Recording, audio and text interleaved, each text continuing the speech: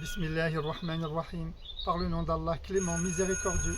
Madame, mademoiselle, monsieur, chère auditrice, cher auditeur, j'ai le plaisir de te présenter aujourd'hui ta 13e leçon de théologie.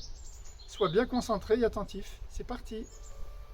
Par le nom d'Allah, clément, miséricordieux, la coranothérapie te présente ta chaîne YouTube pour une école citoyenne associative pédagogique et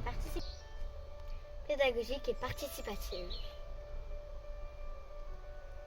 Ta première cyberécole en ligne intitulée Pacte, projet d'accompagnement coranothérapeutique et émancipatrice. École Pacte, projet d'accompagnement coranothérapeutique émancipatrice. École familiale gratuite, publique à ciel ouvert. Leçon numéro 13. Reprenons les mots compliqués dans les leçons précédentes pour bien comprendre les définitions. C'est pour cela que, dans ton imaginaire, le Coran est figé dans le passé et le Coran ne peut évoluer. Cela veut dire que dans la tête de certains savants, l'interprétation du Coran est fixée par avance depuis un passé lointain. Et leur interprétation ne nous permet pas de faire évoluer notre compréhension du Coran dans la société actuelle. Ceci est une erreur de compréhension.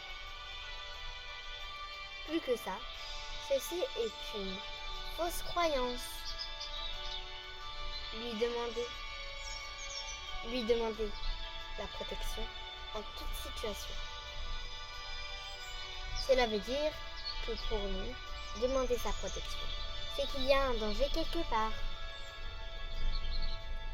La sourate 114, intitulée « Les hommes » nous apprend que Dieu nous indique que le danger vient du diable, Satan. Il y a deux formes de satanisme dans cette sourate. Chez certains mauvais esprits, les démons, et chez certains humains. Le Coran nous dit que Satan est l'ennemi permanent. Satan ne se cache pas dans les détails. Il se cache dans l'invisible. Et il surgit de nulle part. Il se cache sur le chemin de l'école. Raison pour laquelle tu dois souvent répéter à haute voix. Je me protège par Allah contre Satan, Shaitan, le lapidé. A'udhu billahi minash shaitanir rajim. Bismillahirrahmanirrahim. Je me protège par Allah contre Satan, Shaitan, le lapidé. A'udhu billahi minash shaitanir rajim. Je me protège par Allah contre Satan, Shaitan, le lapidé. A'udhu billahi minash shaitanir rajim.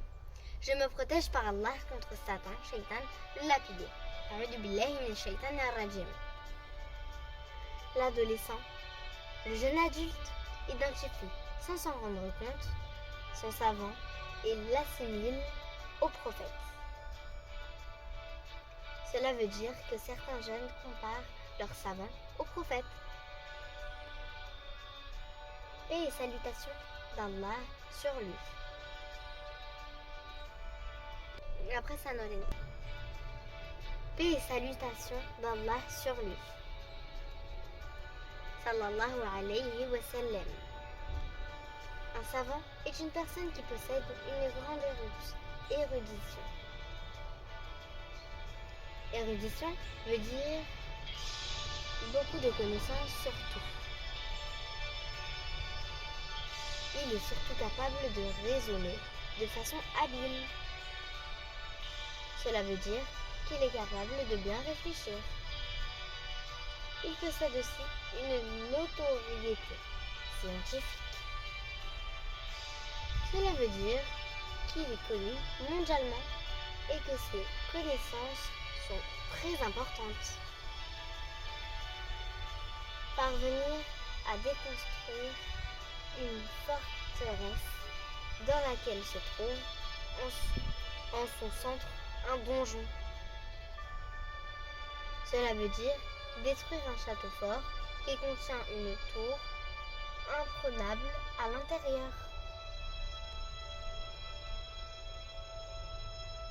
Cela signifie que certains savants se perchent au sommet d'une tour et donnent des ordres à tout venant parmi ceux qui les suivent, au sommet duquel domine le cercle des savants. Ils sont perchés et sur une tour de là. Ils sont perchés sur une tour de là où personne ne peut les faire descendre. Cette tour est la toile Internet, où les chaînes de TV parabolent. Dans ta tête, l'image du savant se conçoit comme celle du prophète. Elle grandit en respect.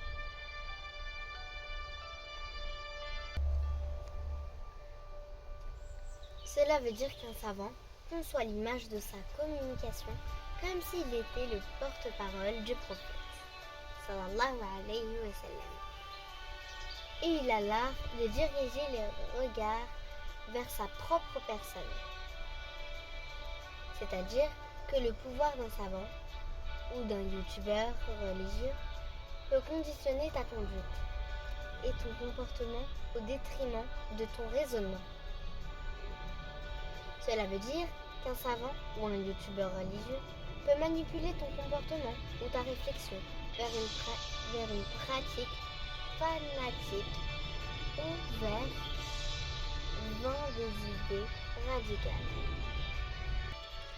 ou vers des idées radicales. Tu comprends mieux maintenant à quel point tu dois te servir de ton intelligence et l'utiliser dans ton époque avec bonne conscience. Y a-t-il une question dans la classe? Merci pour ton écoute. Révise bien cette leçon et apprends les définitions. C'est la condition pour valider tes acquis. D'ici là, révise bien ta leçon et apprends par cœur les définitions. En attendant la leçon numéro 14, abonne-toi, partage, diffuse, commente, mets un pouce bleu. A bientôt, salam alaikum.